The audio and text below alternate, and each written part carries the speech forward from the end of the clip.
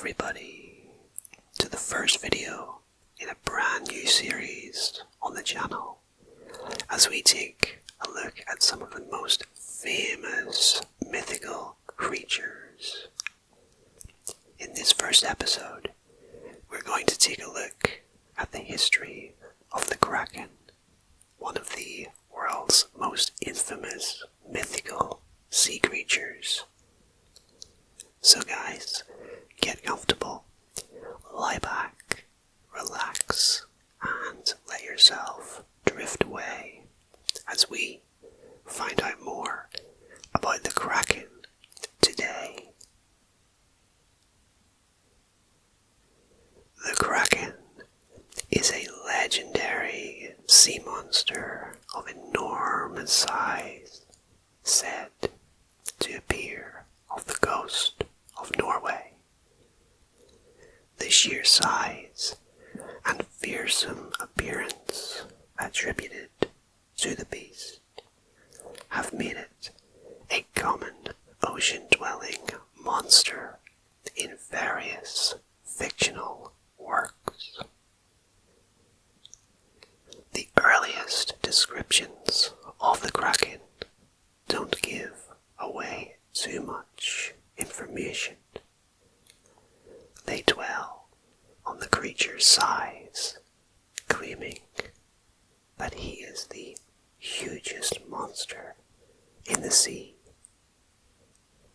He is so large that he can swallow ships and whales, so large that his body can be mistaken for land, his mouth for a sound, and his teeth for boulders, so large that his movement can create whirlpools. And I have to say, I absolutely love this description of the Kraken. The idea of there being this beast so large that it can wrap its tentacles around ships and swallow them whole is just an amazing image, and I have to admit, it's not one that I've ever seen before in things like movies or anything like that, but it's certainly an image that intrigues me. Despite the lack of detail about his appearance, the Kraken's size was enough to secure him a place in Nordic legend. Over time, his appearance was fleshed out, giving people a complete image of this monstrous being. And I think this is where things become muddied, especially when the description of the Kraken passes from person to person. That's really when things can become exaggerated, I think, as each person describes the Kraken to the next. And over time, the description of the Kraken becomes more and more exaggerated and more fearsome.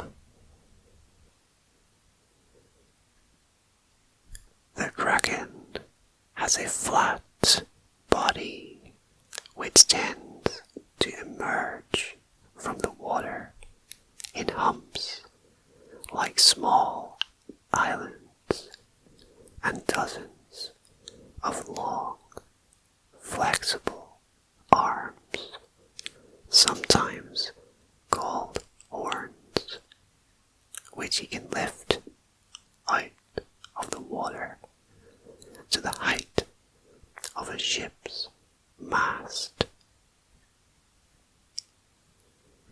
Giant circular waves and swarms of frightened fish usually appear in front of him.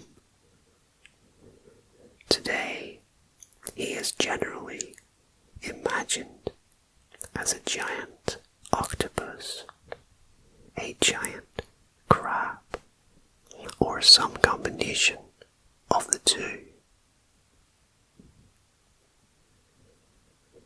With his whirlpool making and ship swallowing abilities, the Kraken is certainly a dangerous beast.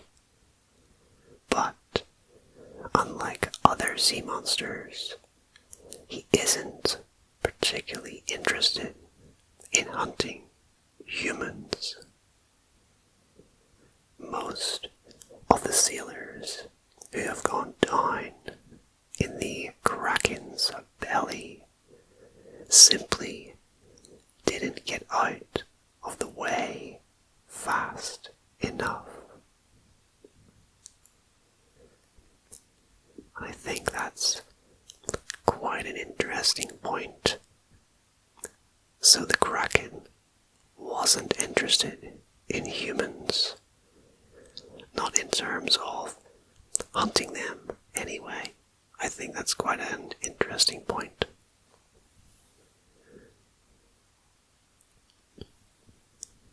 The Kraken is a rather lazy creature.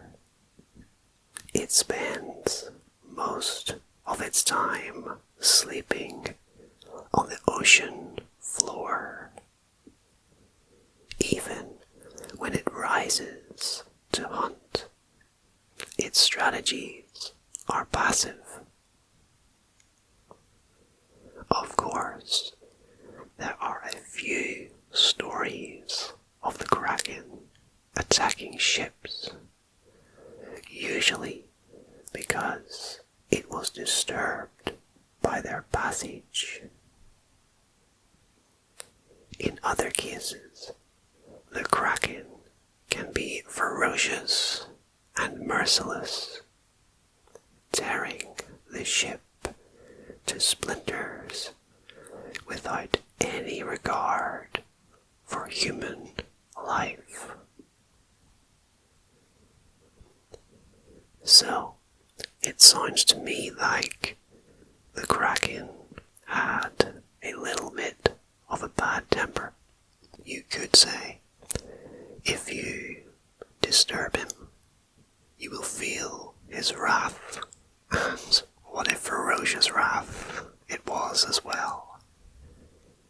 It certainly sounds to be a creature you did not want to get on the bad side of. The Kraken may be lazy, but with his size, he couldn't feel to be powerful. Perhaps the most interesting thing about this beast is his unique hunting strategy.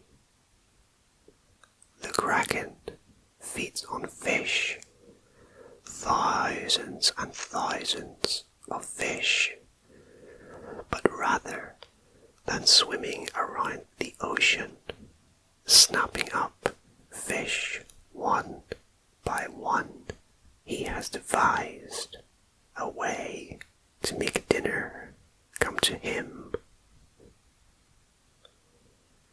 After the Kraken digests a round of fish, which can take up to 3 months, he recycles the waste, spewing out so much vomit or excrement that the water around him is muddied and turbid. It may sound disgusting, But this hunting method is so effective that ancient Nordic fishermen sought out the Kraken, braving his wrath, to get in on the bounty of fish who swarmed above him. Yeah, we shan't dwell on this point for too long. That is not an image that I want to hold on to for very long, but something else from this paragraph that stands out is that the Nordic fishermen actually sought out the Kraken to try to capture some of the many fish that were swarming above him, so they were either very brave or very stupid.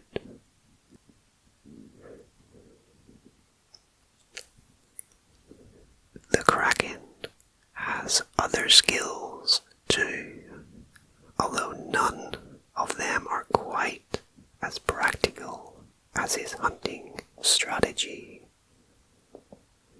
When he moves, he can create whirlpools that suck ships to a watery grave. He can also make vocal calls that cause underwater earthquakes. And this is another really cool image, creating whirlpools that suck entire ships underwater.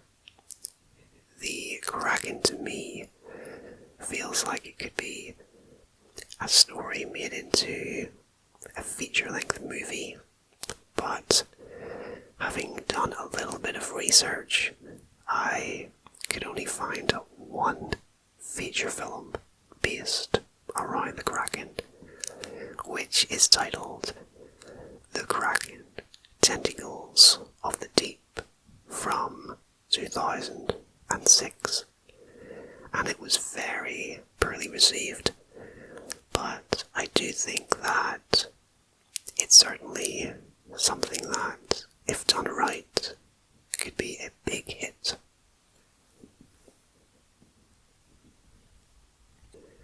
The Kraken was first described in 1180 by no less than the King of Norway. As decades passed, the beast's legend grew larger and larger, with heroes in some of Norway's first epic tales, like the Orvar Odar, having close encounters with the monster. By the mid-13th century, naturalists had begun looking into the legend.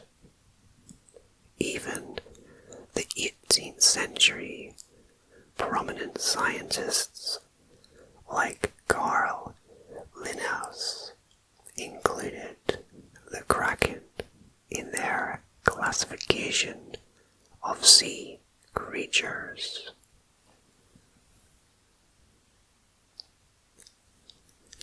At the turn of the 18th century, the Kraken began to be relegated to works of fiction. It found a place in poems by Alfred Tennyson, which I will actually be reading at the end of this video, and in Irvin Melville's Moby Dick, Jules Verne's 20,000 Leagues Under the Sea, as well as others. Today, it remains one of fiction's most popular sea monsters, appearing in movies like Pirates of the Caribbean, Clash of the Titans, and Game of Thrones. So I mentioned briefly earlier about there not being a feature-length movie surrounding the Kraken, and whilst I think that's true, it has actually featured in other movies in part, and I would actually be quite interested to look up scenes from those movies featuring the Kraken.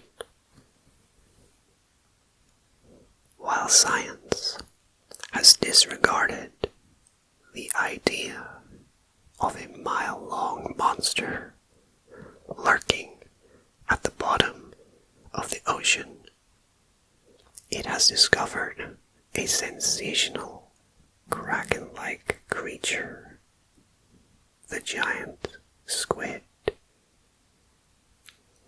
The giant squid, which does live in the waters off the coast of Norway, might have been encountered by early sealers. Giant squids can grow up to 42 feet, the length of 7 or 8 men. Like the Kraken, they are bottom dwellers who feed mostly on fish, although sperm whales often bear scars from their toothy tentacles. They are also capable of spewing dark ink, similar to the muddy substance that the Kraken was said to use to attract fish. And I think that this is the most likely logical explanation for the Kraken, that it began from a sighting of a giant squid, and through word of mouth, the size of it became more and more exaggerated from person to person until it built up into this image of something much larger than it was in reality. I think that's the explanation, at least to me, that makes the most sense. And we finished the video today with a poem, as promised, about the Kraken by Alfred Lord Tennyson.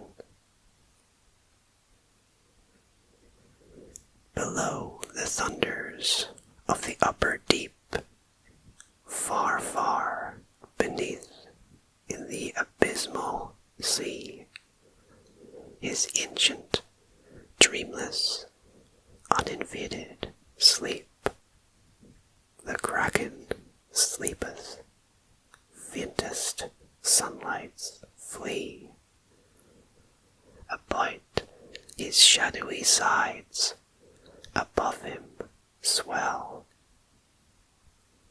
huge sponges of millennial growth and height, and far away into the sickly light from many a wondrous grot, unnumbered and enormous polypi, winnow with giant arms the slumbering green. There hath he lain for ages, and will lie, battening upon huge sea worms in his sleep, until the latter fire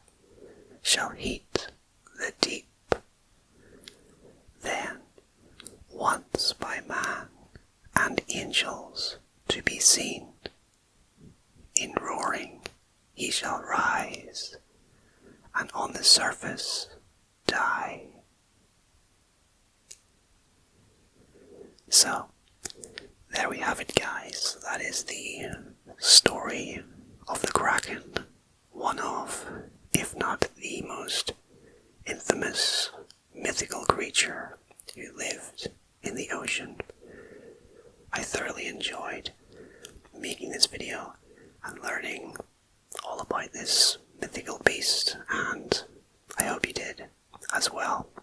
So be sure to hit the like button, drop a comment to support the channel, and consider subscribing to the channel as well if you want to see more episodes on mythical creatures in the near future. And check out the links on screen for more related content. But a huge thank you for joining me today, and until next time, rest easy, sleep well, and I hope to see you again very soon for another video. And goodbye for now.